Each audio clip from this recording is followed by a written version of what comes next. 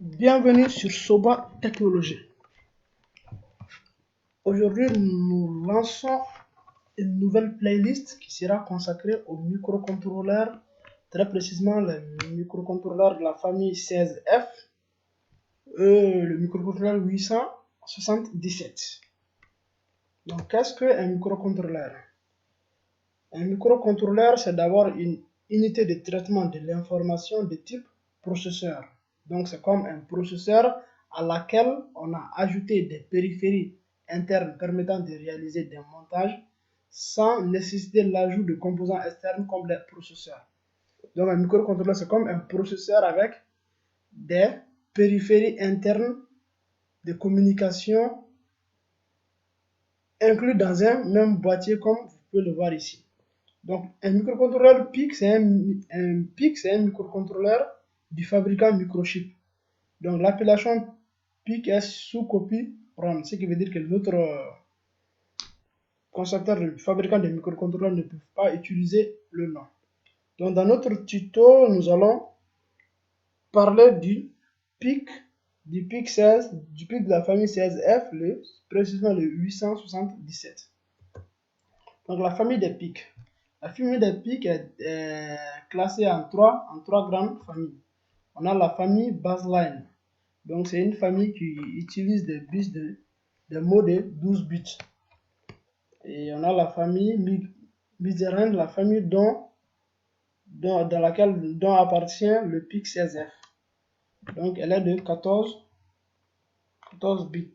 Et on a la famille IgEnt qui est de 16 bits. Donc, ça, c'est les trois grandes familles des PIC. Donc, les familles sont classées en fonction du nombre de bits qu'il y a dans leur mot. Donc, pour la première famille, un mot fait 12 bits. Pour la seconde, un mot fait 14 bits. Et pour la troisième, un mot fait 16 bits. Donc, l'architecture interne d'un PIC 16F877. Donc, comme vous pouvez le voir à l'image, donc on a une mémoire programme et on a une mémoire data qui est de type EEPROM. Qui a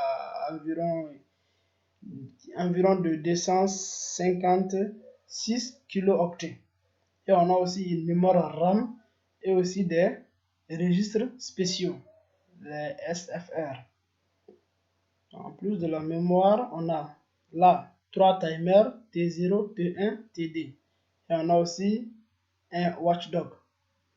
Comme périphérie de communication, on a le SPI, le IDC et l'USART. On a aussi des modules de capture, le CCP et un générateur de signal PWM. Donc en plus de ça, nous avons un convertisseur analogie digitale. Donc il permet de convertir, qui nous permet de recueillir le signal analogique et de le convertir en digital. En plus de ça, on a des ports, on a 5 ports entrée-sortie, à savoir le port A, le port B, le port C, le port D et le port E. Et aussi un oscillateur, un oscillateur interne.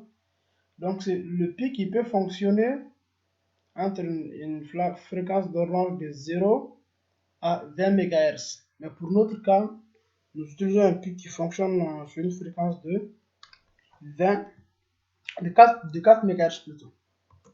Voilà, donc pour plus de détails sur chacun des éléments du PIC, c'est-à-dire sur chacun des éléments qui constituent son architecture, donc je vous invite à consulter le document, la gamme Midrange pour le titre des 16 F807X qui est accessible sur le site www.bigonoff.org. Et je mettrai aussi dans la description un lien du datasheet dans lequel vous pouvez trouver les différentes instructions de programmation du PIC 16F. Alors, je vous invite vraiment à les consulter, ça va vous faciliter de comprendre les programmes que je vais écrire vers la fin de la vidéo pour faire une petite initiation de la programmation du PIC avec le langage assemblaire. Donc maintenant, venons au logiciel et langage le langage de programmation du PIC. Donc tout d'abord, comme je l'ai déjà fait dans l'un de mes vidéos, la simulation avec Proteus. Donc nous allons aussi, pour cette playlist de PIC, nous allons démarrer par des simulations sur Proteus. Donc comme logiciel de programmation, on a l'IDE qui est conçu par Microchip, qui est le fabricant même des microcontrôleurs PIC. Donc avec cette IDE, on peut programmer le PIC avec le langage assemblaire, qui est un langage qui est très proche de du langage machine. Donc en plus de ça, on a le micro C for PIC, qui a été conçu par l'entreprise Electronica. Voilà, Electronica. Donc ça c'est la version 6.6.1.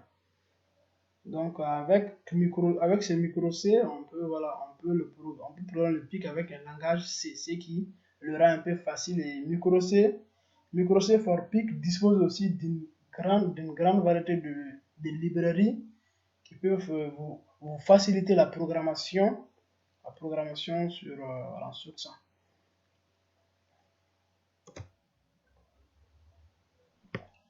Nous voilà vers la fin de ce tuto dans lequel je viens de vous faire la présentation du PIC CSF 877. Donc là, nous allons faire un petit montage, une petite programmation, donc pour faire juste une petite initiation dans la programmation du PIC CSF 877. Donc comme je vous l'avais dit auparavant, donc on peut programmer le PIC avec le langage C en utilisant l'IDE micro C ou encore Assembler. Donc là, vu qu'on va faire juste un schéma qui est très simple, donc on va juste faire clignoter cette LED qui est là, qui est connectée au port B du PIC.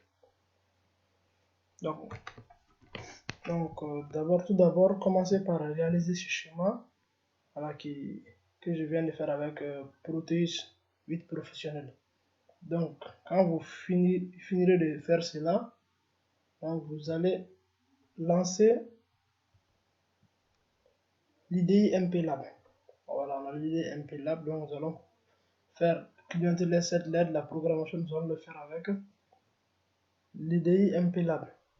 Donc tout d'abord, pour pouvoir compiler votre code et le téléporter vers Proteus, donc vous allez commencer par créer un projet. Donc vous venez ici, vous cliquez sur projet Wizard. Donc là, vous cliquez sur suivant. Donc là, ça vous permet de choisir le PIC que vous utilisez. Donc ici, on utilise le PIC CSF 867A. Donc vous cliquez sur suivant, encore sur suivant, et là maintenant, vous allez nommer votre projet. Donc je vais le nommer LED. Alors je nomme le projet LED. Donc là, vous allez choisir le fichier dans lequel il sera enregistré. Donc là, je vais aller l'enregistrer. Alors, pour moi, je l'enregistrerai dans support Arduino, playlist, PIC. Donc voilà, Assembler. Donc voilà, moi je l'enregistre ici. Puis vous cliquez sur suivant. Et maintenant, il va vous demander d'importer votre fichier Assembler. Donc moi, j'avais déjà créé un fichier Assembler, sinon c'est pas difficile. Vous pouvez créer votre fichier Assembler en cliquant juste ici.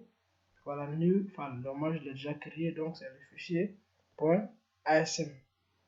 Donc je clique sur add pour l'ajouter à mon projet, puis je clique sur suivant.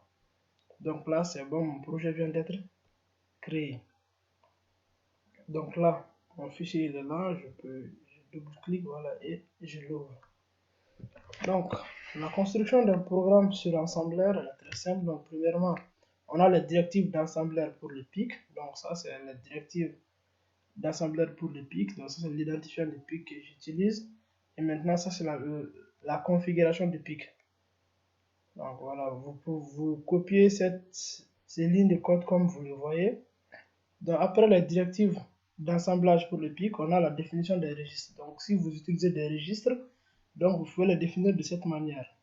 Donc on a là le nom du registre et on a là, vous tapez EQU qui permet de définir le registre à cette adresse. Donc là on a le nom, on a cette directive qui permet, on a ce code qui permet de lui définir une adresse.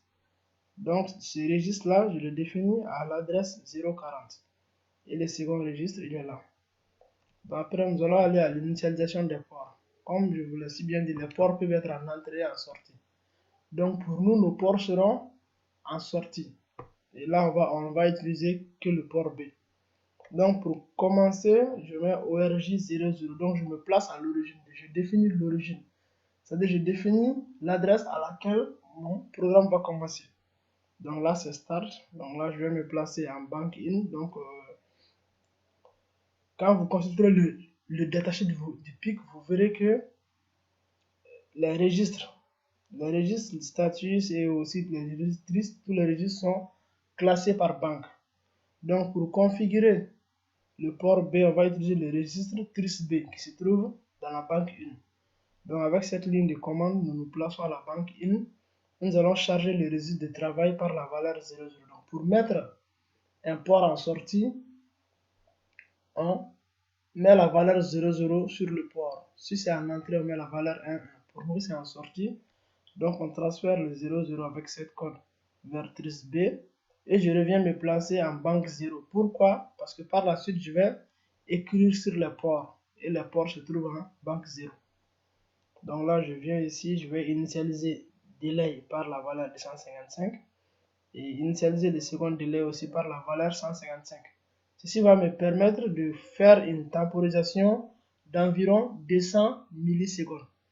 C'est la fréquence à laquelle notre LED va clignoter. Donc là, on a le programme principal au début. Donc là, pour un début, j'allume la LED. Je fais call pause, ce qui me permet de lancer le programme de temporisation que voici.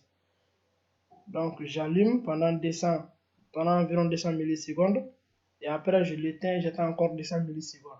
Et après, je vais fermer la boucle. Donc ceci va s'exécuter de manière indéfinie. Donc ce qui va nous permettre de faire clignoter la LED. Donc ici on a notre programme de temporisation. Voilà, temporisation. J'utilise là l'instruction decrement file skip z. Donc qu'est-ce que cette instruction fait? Elle va décrémenter cette valeur, la valeur qui est dans le délai qui est le 255. Et après chaque décrémentation, elle va vérifier. Elle va faire une vérification. Elle va vérifier si la valeur se trouvant dans le délai a atteint 0. Si elle n'a pas atteint 0, donc ça fait go to pause. Donc ça va rester dans la boucle, continuer à décrémenter. Et quand ça arrive à 0, donc si ça fait le test et que le contenu du délai est 0, donc ça va sauter ce goto et revenir ici et recharger les valeurs et commencer à faire cette décrémentation. Donc ce tour complet équivaut à approximativement 200 millisecondes. Donc ce qui constitue notre temporisation. Donc dès que ça finit de faire tout ce tour là, donc ça va faire le retour, ce qui va le faire revenir ici et l'éteindre et encore lancer la temporisation. Donc si vous finissez de taper le code comme ça, donc voilà, vous pouvez venir ici, cliquer sur ça pour lancer la compilation. Donc là c'est compilé, donc il n'y a aucune erreur. Du coup je vais revenir ici et charger le fichier exe qui a été créé. Donc je reviens là, je vais le placer là. Donc je clique sur ça et voilà, je reviens ici. Je l'ouvre et voilà, je vais dans mon fichier, voilà mon fichier exe que je vais charger. Donc je vais charger ici. Là je vais venir lancer la simulation. Voilà, donc comme vous venez de voir, donc la LED clignote à une fréquence d'environ 200 millisecondes. Donc je vous invite, si vous n'êtes pas abonné à notre page, à vous abonner pour ne rien rater de nos prochains tutos sur le PIC 16F 877. Et je vous dis au prochain tuto.